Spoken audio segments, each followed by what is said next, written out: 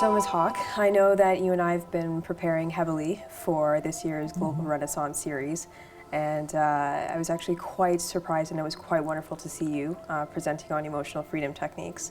I was kind of curious though, what did you think about the Global Renaissance series, the first event? Well, I think it's amazing. I think it's simply wonderful, and the time has come for somebody to be willing to put on an event like this, where people like myself and other people who are working at the growing edge, we're working at the edge of the new information about health and wellness, to have an opportunity to be able to share it. And then through this wonderful company, you're going to be able to share it worldwide, which I think is really exciting. So how did you come across emotional freedom techniques? Like, when did this all start for you? Well, I've been a psychotherapist for 40 years, but now in the last 20 years, I'm involved with energy psychology. And that has added a whole new exciting element to the whole field of psychology. I noticed that while you're up there, obviously, you know, emotional freedom techniques is the tapping of the meridian points. Right. But what exactly are the meridian points? Well, if you've ever seen in an acupuncturist's office, sometimes they have a figure of a little person with all the lines drawn in and all the dots where they have all the acupuncture points. So the meridians run right through our body.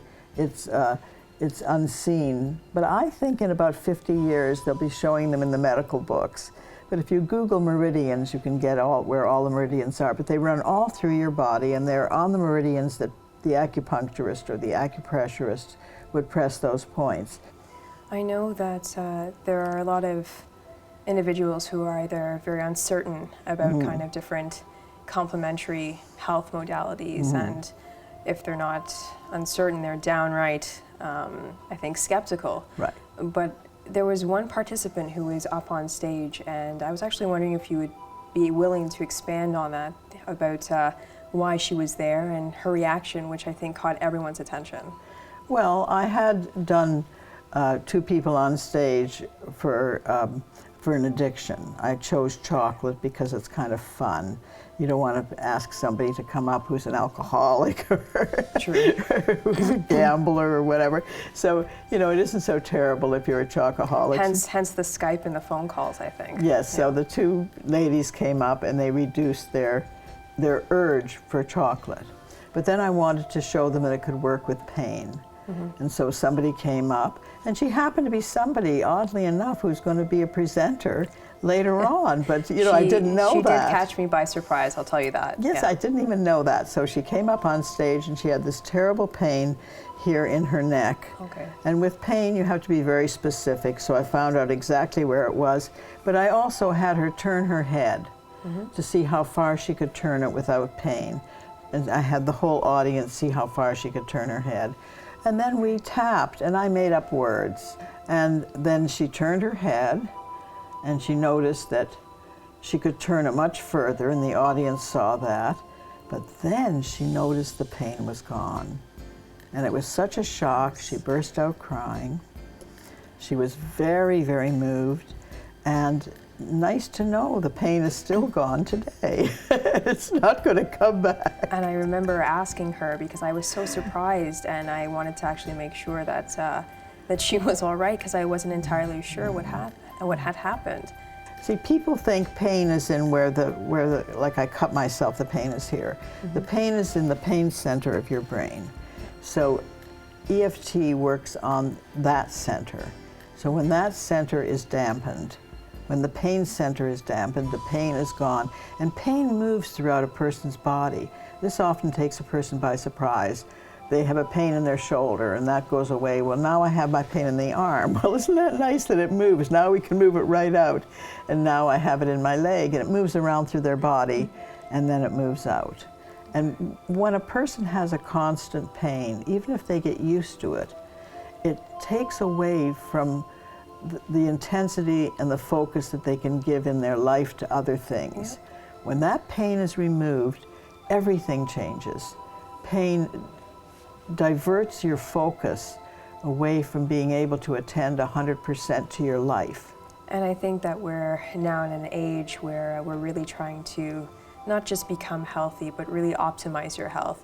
It's coming to a point where we want to take a step beyond that, because we know that in order to tap into our creativity, our leadership potential, we need right. to have some sort of foundation where we're actually feeling healthy, well, stable, and happy. So it was quite interesting to see just how quickly these techniques actually do work. Well, you know, So- when you wake up in the morning, you have a bank of 100% of your energy.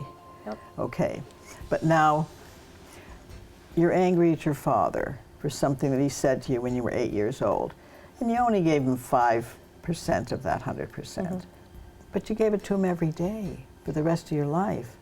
And then something happened in school, you gave away another 10%.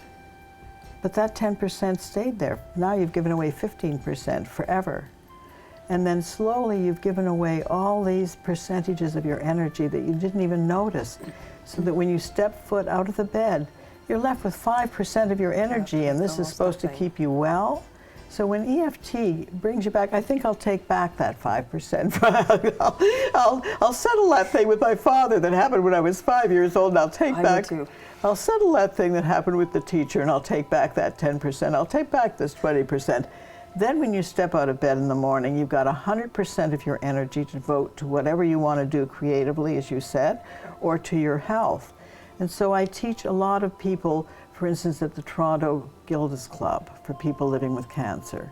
And in almost every city, there's some Gildas Club or some place where people gather like that, or at hospices and so on.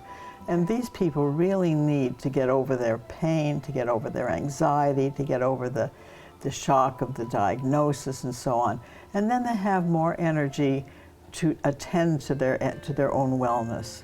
I just realized why you have made akin the body in one of your writings, the body essentially to a flowing stream. Right. Because when there's that block, and with certain EFT techniques, you're unblocking, and obviously that stream becomes free-flowing and That's more constant and stable. That's right. And You've got it. yeah, and the different type of, health modalities, whether it's complementary or traditional, will actually be more readily accepted. Well, I'm Correct. glad you mentioned complementary, because these are not alternative therapies. Yeah. These are complementary. They always involve, I believe, in integrated medicine. Agreed. You have your complementary therapies and you have your allopathic. If I break my leg, I'm not going to use EFT. I might use EFT for the guilt that I have for having stumbled over that stone, which is true, but I still want to have it set at a doctor's. I want to go to the hospital and get a cast put on it. So it's integrative medicine that we have to look at. Yeah, and I think that that's a very important point to almost reiterate. Yes. Complementary medicine and health, it goes hand in hand. Hand in hand. And it's It's being taught in many schools in the United States. I know in Arizona they teach a course in integrative medicine, and slowly they're beginning to do it in British Columbia here in Canada.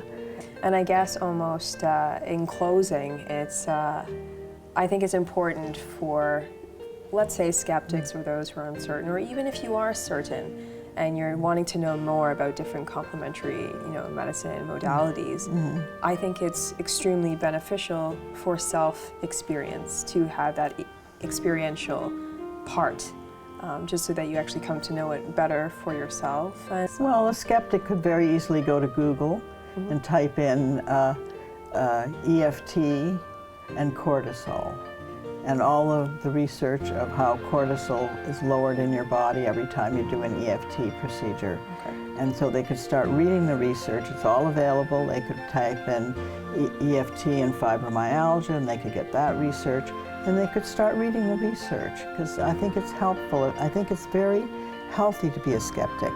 I really do. I was very skeptical when I started in with all this energy work. But I read the research, I became involved with the research, I'm on the research committee, and I can see that the blood, the brain waves, the cortisol changes when you do EFT.